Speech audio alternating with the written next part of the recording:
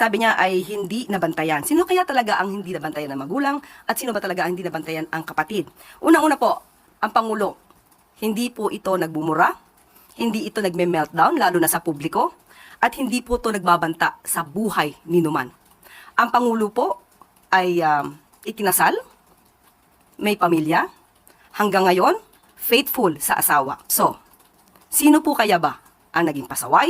Sino po kaya ang dapat na binantayan?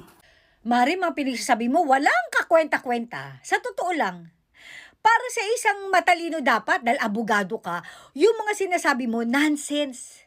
Putang ina mo, parte ba talaga ng trabaho mo bilang propagandista at tagapagsinungaling ng Malacanang ang pasukin ang personal na usapan, okay, although isinapubliko ito ng magkapatid na Bangag at Amy Marcos. Hindi ka dapat nagbibigay ng opinion kasi usapang magkapatid yan. Si Bangag nga eh, hindi nagsasalita tapos ikaw dakdak ka ng dakdak. Putang ina mo, kung umarte ka, daig mo pang asawa, hayop ka. Akala mo naman may sense yung mga sinabi, putang ina ka. Hindi ko alam kung talaga bang hindi nagmumura itong si Bangag. Hindi natin alam yan. Pero ang alam naming lahat, adik yan.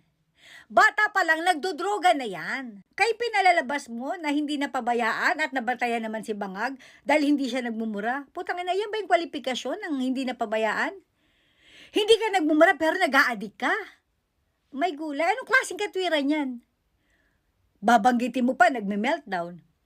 Obvious naman na si Sara Duterte ang pinariringgan mo na naman. Pagmumura, pagme-meltdown, pagbabanta in public. Ano kinalaman ni Inday Sara? Diyan sa magkapatid na yan, putang ina mo ka. Personal nila yan. Yung sinabi ni Amy Marcos, personal niyang mensahe yan.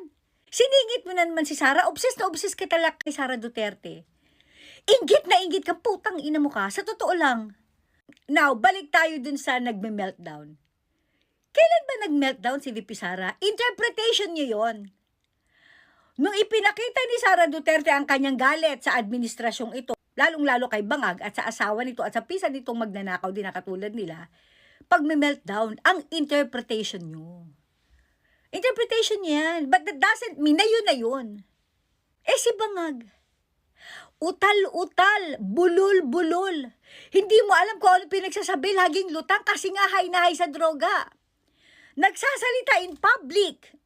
Gaganang-ganang. Minsan ang dami pang tinga sa bunganga. Nakita niyo yun yung video niya?